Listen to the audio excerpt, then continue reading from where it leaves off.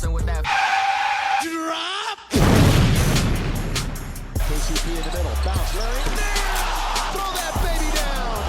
Oh my goodness. What hard? Are you kidding? With some anger. Kyrie get out of that double team with the hip fake. What a move by Hakeem Olajuwon. Levine, he goes right. Oh! Does anybody know how to post videos? Welcome back into the Drop Step Podcast. This is episode 33. I want to say thanks to the fine folks at Shaq Food Radio, Spotify, and Apple Podcast.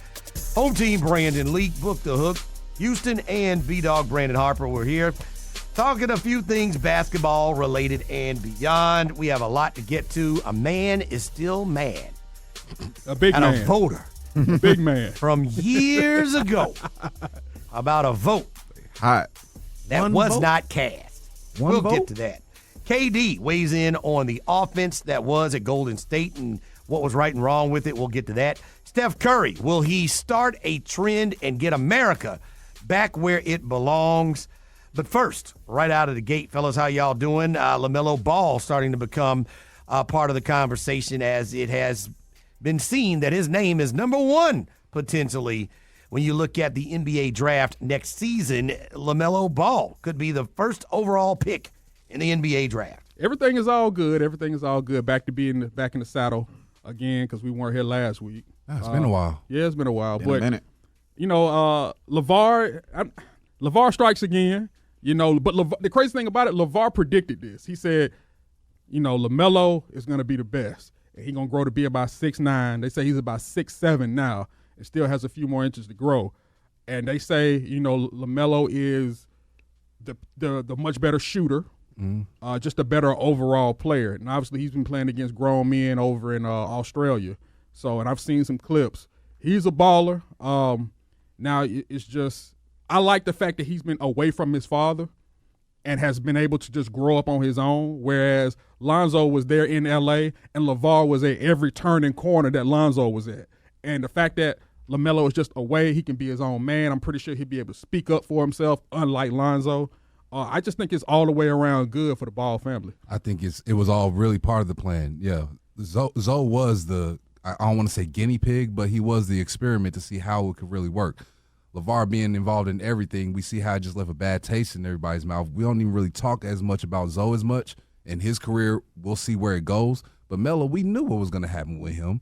We saw him being the best one off top. Like you said, LaVar said that from jump that he was going to be the better one. So him being able to get that distance from his dad, I think his dad realized, like, all right, I could fall back, let him take over and do what he needs to do. He'll prove his talent at the end. I love it for a lot of different reasons, man, because like we talked about a couple weeks ago, you know, these cats going overseas, like I think this is really going to blaze a trail and start opening up another option for these young cats to be able to go play against adults and get some money while you at it, you know. Not to mention, LaMelo's game, real talk, is pretty ugly. Like, it's an ugly, unorthodox type of game. He plays kind of like my son plays, and it's giving my son a whole lot of hope that ugly and unorthodox. That's saying a whole lot for a potential number one pick now. It is, though. Am I wrong? Like, who else you know that play like LaMelo? Like, I don't. He plays like high school kids. Well, I mean, if that's the case, your son is on the right track to probably. He keep playing, he could be the number one pick. Evidently, man. Hey, I'm about to start popping up them LaMelo YouTube videos, man. Yeah. And for me, it's just, you know, how much of this is actuality, how much of this is possibility, and how much of this is hype. The truth is, the kid can play basketball. We've seen him play while he is playing in Australia. He made his bones when he and his brother went over to Lithuania when he was younger. But he's committed, you know, the last 3 years to playing basketball full time. So this is what he has wanted to do. He's clearly got a skill set where somebody is going to take a flyer on him. The question for me that I have is how much of this still has to do with the residual effect of what we've been able to see as he and his brothers have lived in the limelight, and how much of this has to actually do with his basketball skills and his ability to play in the NBA, even though he has certainly shown, you know, he's been able to play certain spots professionally and in high school or with people his age, he's been able to play very well. I think once these teams start to get him in for tryouts and stuff, when the draft starts coming around, and they start to actually see how he could possibly fit into what they're trying to do. And ultimately, you just won't know until he hits the NBA floor, really. You won't. It's just one of those things that you'll never know. And then you'll never know. You may not hear from LaVar much now, but who's to say, LaMelo turns out to be what he's supposed to be. Here's LaVar again. Showing up. I told y'all. What did I tell y'all? I'm a genius. Oh, that I ought day's to coming. coach this team. That day's coming. As soon as this boy shows that he's 20-plus points a night. Oh, yeah. Get a few assists. Oh, yeah. He's going to be all over your screen all over again. And Somebody's guess what? going to give Triple him a mic. B's is back.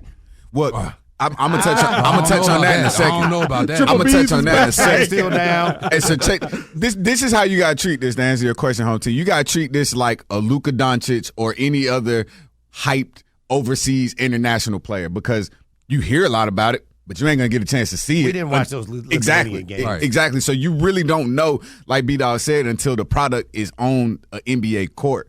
And as far as the triple B's go, my man LaMelo been wearing everything under the sun, from Nike to Adidas, anything that's not triple B. So I think they're going a different route. They still having trouble shipping out pairs from 3 years ago, though, right? Well, Man, them folk don't want no pair of shoes no I think more. Buddy's going to end up signing with an established brand. Right. Like, I think they're going to scrap at least he won't ever see a triple B type of endorsement or signature wearing. Y'all hear that knock Nah, at the door? nah. You know who that is? Nike. Yeah, exactly. Because you know why? Hey, obviously he has nowhere near as much hype as Zion did, but there's some hype there. Oh, for sure. There's plenty of hype there. And if And he they can can- really ball, oh yeah. We got a multi-year $1 million deal for you. Let's go. And they can write that check now. Right And he now. can take that check now. Right and now. It's an investment at an early, at the ground floor of an investment, because if that boy does blow up, then that's a shoe company that signed him up and snatched him up at a young age before he really got out there. What about like the sleeping giants like Puma and them who are trying to come back in the game? Who Like, just you don't- signed Kuzma, by the way. Yeah. Exactly. That's Yeah. like I think that one of them are gonna probably be a front runner instead of Nike. True, but I do think maybe Adidas or somebody like that, even Under Armour, even with Steph over there, Right. possibly. It won't be the triple B's. That's the ultimate Well, that point. business is going to have to go in another direction. Yeah. We're Right. seeing Lonzo last week kind of go back and forth with his father. The question I would have is if Lonzo would sign with Nike, and if there's potential for he and his brother to kind of do a campaign, that would be something unique. Yeah, Now, that obviously, would be cool. LaVar wouldn't be a part of that, so I'm sure he would have an issue with Big Baller Brand not being promoted. But it'll be interesting to see. The other thing interesting for me is what kind of personality that he is, because the Ball family we know more so because of LaVar and his outlandish statements and his outlandish criticisms when Lonzo was a younger player in college and in high school. And we know them more for the things that LaVar was saying. And then as Lonzo got to the NBA, his short time with the Lakers, we didn't really know them because of their basketball acumen. It was because of what their daddy was saying on FS1 and on Stephen A. Smith shows and on ESPN. Now he's going to get a second chance with a kid who might even be more talented, I don't know, than Lonzo Ball. What kind of personality does LaMelo Ball have? And will he be more like his dad, a little brash? Because Lonzo Ball is not that personality, and he's still, I think, somewhat of a likable and marketable player without being that. Well, they even got the what's the reality TV show? Is it Ball in the Family? Yeah, Yes. something like on that. Facebook. So Facebook show. yeah, so even they're kind of like they're the Kardashians of basketball. Well, to what y'all saying, Melo was always the one that was a little bit more of a live wire, even on that show. So yeah, he's gonna have more of the personality. I kind of hope that LaVar wises up. He doesn't need to even be in the front. The boy is still doing his thing. Like I said, we're talking about him right now at the beginning of this show as being the number one pick. Let it just ride. Let the boy get there and let him do his thing. I'm sure you've given him enough gift of gab that he's going to be able to keep the cameras on him the whole time anyway. Yeah, but with him, he's the equivalent of a dancer when they hear music. They try to stay off the dance floor, but you just can't because that's just his nature. That's an excellent analogy. His boy, I hear the music. Hey, my boy could be a potential number one draft pick. Oh, I don't want to say nothing. I got to. That's just my nature. I got to say. I got to Cash mess it Money up taking somehow. over for the 9-9. Hit the and floor. 2000. That's it. Here comes Party LaVar. people! You're right. That's a great analogy. He doesn't know what the back is. And if he gets another opportunity, also where would where would the possible destinations be? Who are the teams that are going to be up front in the lottery? Who are going to be the bad teams, next year? I doubt if he'll get a chance to be a Laker if he's going number one with the reinforcements that they brought in. So it won't be a situation where he gets a complete do-over in L.A., but where would he be? What market would he be? What's the fit? I think it's an interesting story. I just hope that LaMelo, if he does make it to the NBA, and Lonzo, whatever his career becomes, they don't have to suffer the backlash and the sins of their father, because I think while it started off as something that could have been one thing, it went into a totally different direction because of LaVar's ego and not because of the talents of his sons who should be out front. And when you look, man, for all the young ballers out there who are making big money now, it's okay for you to tell your folks to sit down and be quiet. Right. You know why? Because you're making millions. You're a grown man. I don't care if you're 18, 19 years old. You're making that kind of money. You grown. And at this point, I'm pretty sure you're paying all of their bills. Exactly. So, I need you to down. stay in the background and not mess this up, not only for me, but not mess this up for everybody. Right. Because when that that gravy train is gone this early, it's going to affect all of you all. Because I know y'all asking me for a couple $1,000s here, a third cousin who I ain't seen in 20 years. Hey, bro, you remember when we did this back in the day? I ain't heard from you. Hey, but can you slide me a couple $1,000? I ain't got nothing to give you. Why? Because they done messed up the money train. They won't be quiet. Right. Sit And down, I will say, be quiet. my opinion, I don't think, and I have a problem with LaVar Ball because I just think he is using the platform of his children to promote himself. Absolutely. You can't be mad at the opportunities that he's gotten for free, but at some point you need to be the parent and let your children lead their lives. That's my opinion of him. But I will say, I don't think we can say he's a bad father. He's just loud, braggadocious, and it's somewhat turned, in my opinion, into a clown show where he's become a caricature and not the businessman who had the three sons that could have potentially been in the NBA, which was the narrative we thought we were going to get. Could you imagine if that had been how it turned out? It'd been awesome. Like if LaVar was like a level-headed, like legit business-minded type of cat, like how he could have lined this up for these boys. Like there's a universe where that happened, and like it's just too bad that ain't really how it happened, bro. Like really, I don't think it could have happened like that. I think because you got to think about how their arc got going, it didn't really start peak. It didn't really start getting to its top until he became the caricature, until he started making those outlandish comments. That's what really brought them to press, because outside of a couple of shots that you would have seen, you weren't really talking too much about the Ball brothers until their dad really started stepping forward. And look, when you're growing up, your folks always say, "Don't embarrass me," because you're a reflection of me. Your last name is your name, and you reflect that when you go out in public. Anything you do, say, however you act is a reflection of that last name. But when Lonzo and LaMelo start making that money, the tables have turned. Pops, now you're a reflection of me. Right. What you're saying is affecting the opportunities and the money that I could be getting. Sit down and chill out. It'll be interesting because I think he has a chance to be liked. And like I said, I'm interested to see what kind of personality he has based on the videos. And he was younger. He was the one, LaMelo, that had the personality closest, in my opinion, to his father. So we'll see, how he grows as a young man and how he matures. Hey, y'all, we got plenty of ways for y'all to check us out. So make sure that you go subscribe on either Apple Podcasts, Spotify, Podbean, or even Shaq Fu Radio, which plays our podcast every Wednesday and Saturday night. You can also catch us on the YouTube channels for the Drop Step Podcast, 680 The Fan, and Atlanta Sports X. And last but not least, make sure you check out the Drop Step on IG, Twitter, and Facebook. Steph Curry has matured. He's never played in the Olympic Games, and he says he wants to. I think that's a good thing.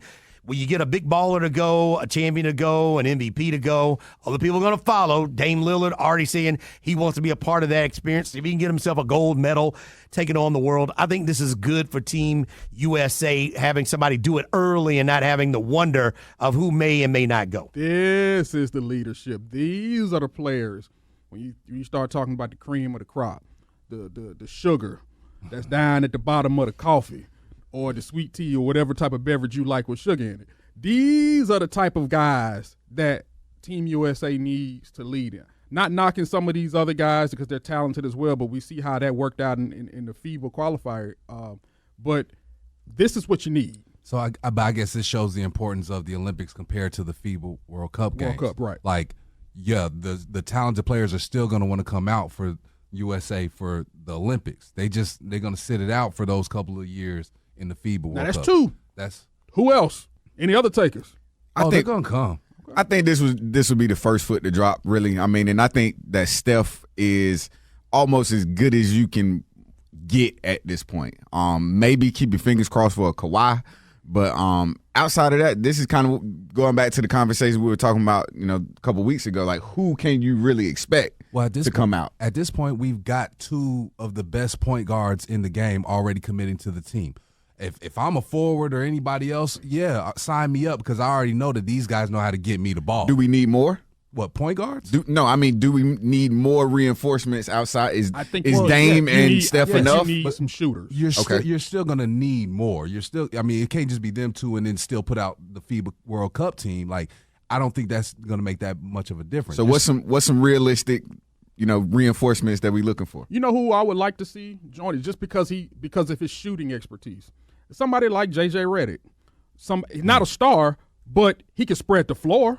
Somebody who you can kick it out to. True. And he's a reserve. It's a nice piece to add. I don't think he'd do it. But he'd be like a Steve Kerr on the Dream Team type of deal. I like Chris Middleton there again. I like because Middleton of his out there. ability to shoot the ball. Always having guys who can spread the floor. You know why? Because these countries out here, they may not be tough, but they're finesse and they can shoot. Right. Is it too simplistic just to say, let's just send some of our all-stars?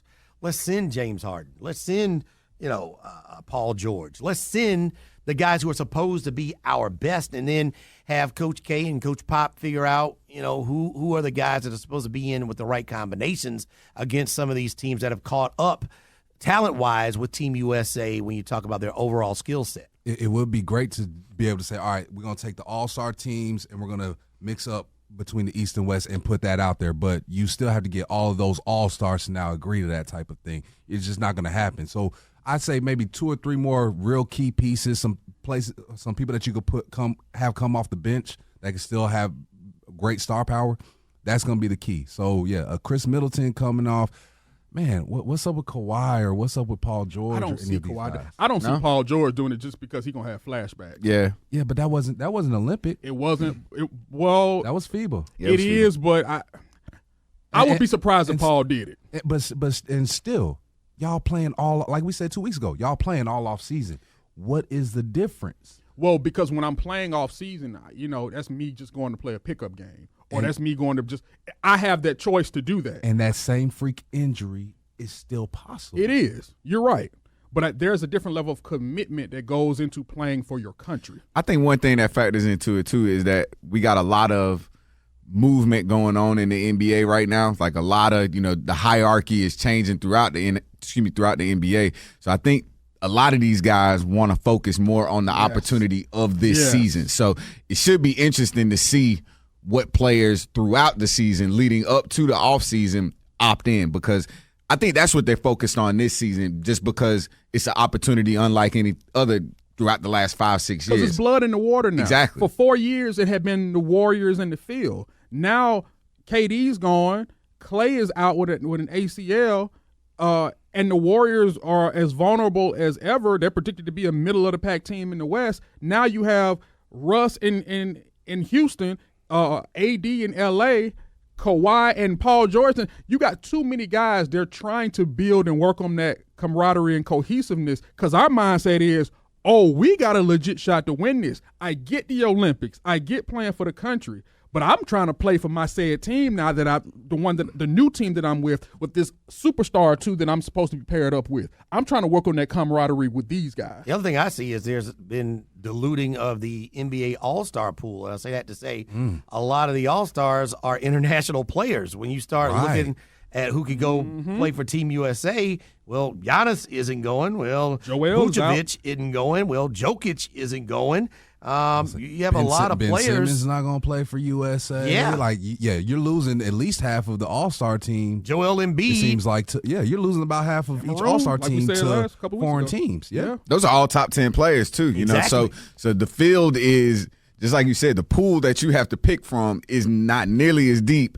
And those top 10 players Those are the players that you're going to compete against as well. Another guy coming off injury with a new team, Kristaps Porzingis, wouldn't play for this country. Yeah, you're going to have to go with the guys. You're going to have to go with your Klay Thompsons. You're going to have to go with your Russell Westbrooks. You're going to have to go with your Dame Lillards. You're going to have to go with your Steph Currys, your James Hardens, your Paul George. If Kevin Durant could be healthy, you're going to have to send your best to make sure things don't get dicey when you're playing with these teams that are not afraid of U.S. players anymore. Side note that I'm just now thinking about, everybody that we're basically naming are point guards and wing players. Where is the American big guy at now?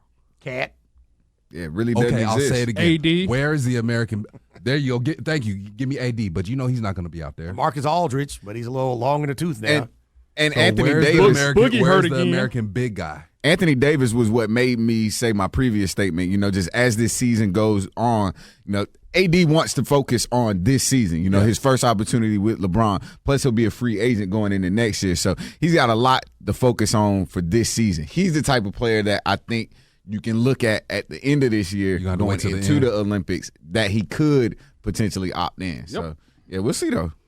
We got to do something different. I really think that's what it is with a lot of these guys. Yeah. It's just let me focus on the new place I am now rather than focus on getting together and playing for the country. At this point, you can't focus on putting a team together. You do have to compile the best talent because the talent that other countries now have from NBA players is creeping up there.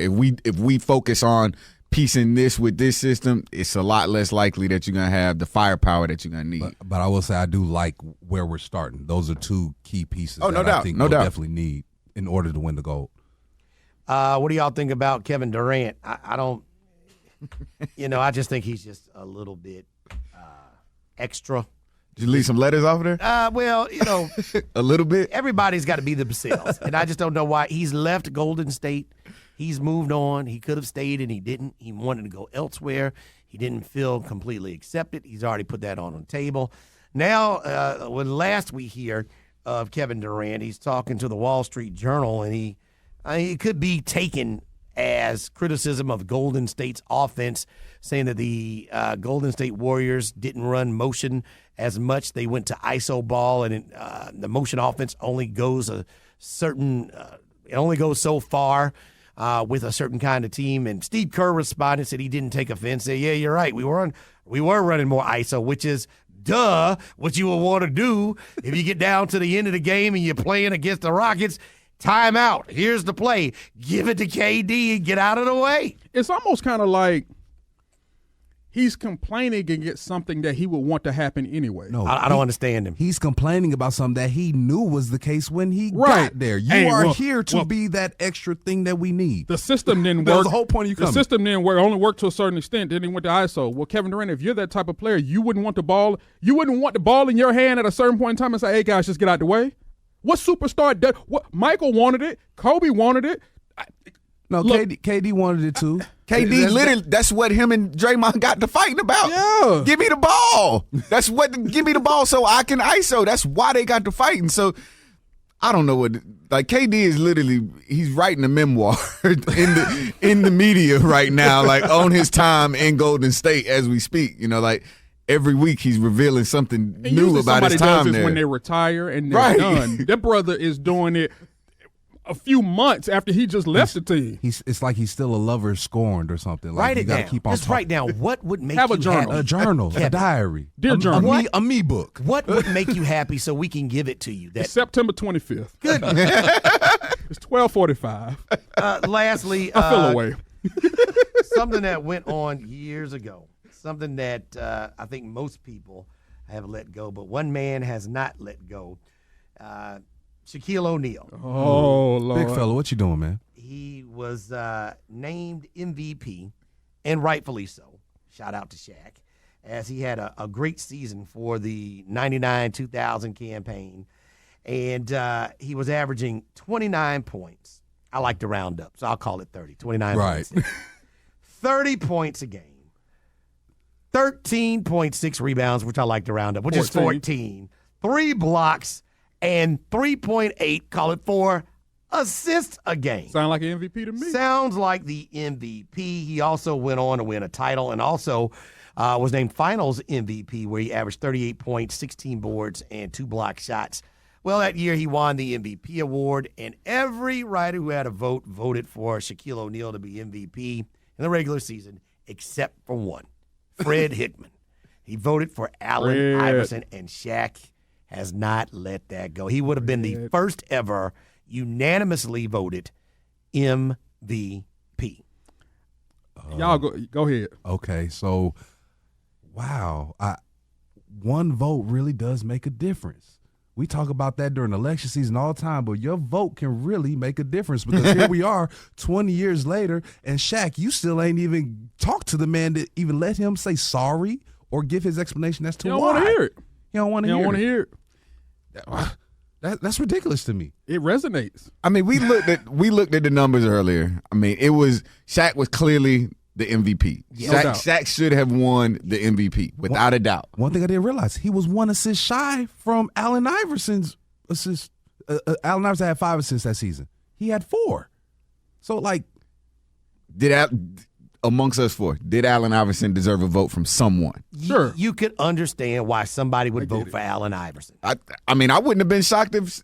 I think what's more hurtful to Shaq is that it was just the one vote. If AI had 2 or 3, 5 votes and Shaq still won the MVP, we're not having this discussion. Right. But because it's one person, one outlier, that's what the real controversy is. I'm the type of person, because I know I would have an issue with that. What is up with this one person that you couldn't give me that vote, or you didn't see me having that vote?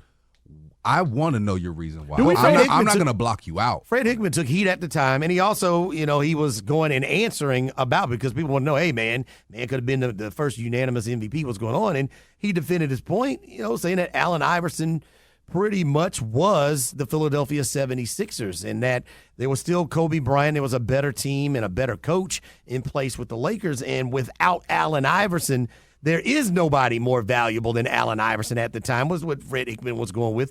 And it was his vote, and he can do with it with what he pleases. So he took heat, and he tried to get out in front of it, and you could understand both sides. You can't be – I look at it like last year. You could argue that, most people said Luka Doncic should have been Rookie of the Year, but some people voted for Trae Young. You could understand why people took their vote and did with it what they pleased. I want to know, is Fred somehow, some way related to AI? I want to know if he's like a distant cousin. Well, see, I thought he might have been a beat writer for Philly back in those days. He could be. Home teams informed me, no, he's been down here in Atlanta. Which is why I want to ask. Fox did he Sports? just have family? Did AI have family down here in Atlanta, and Fred is like his 3rd or 4th cousin, and it's kind of like, you know what? I got to take care of cuz. Ain't nobody else voted for him. I'm going to be the one to vote for him. AI was spending a lot of time down here in the 802, too. Hey. So, yeah. But see, that's the thing. Like, you don't even get to see everybody else's vote. Like, so I feel like this man, like you don't know how you could feel like me and a couple people gonna make this type of feeling decision, So like that man clearly felt that way. And he like, went on to say, did. he said it's a subjective term. This is one of his quotes. Most valuable. Should the award go to the most outstanding player in the league, or the one who means the most to his specific team? Well, he said he didn't mean to be alone. He picked the guy who he thought was most valuable to his team. In Philadelphia, without Allen Iverson at the time, was a CBA team. Well, I'll put it to you like this, and everybody knows that, I love Kobe Bryant to death. But one thing I will say about that championship team, you take Shaq away. Shaq was the most dominant force on that floor. If you would have taken him away, I get that the AI thing, but if you would have taken him away, you're literally taking away the most dominant force, the most unstoppable force that this league has ever seen. That's crazy. You still had Kobe. You still had Rick Fox. You still had Robert Horry. You still had some players. Obviously the 1-2 punch of Kobe with Derek Fisher running the point makes that totally different, especially when you talk What's about that Philly roster look like? Oh, boy, if you want to go back to that one. Is that an Aaron McKee?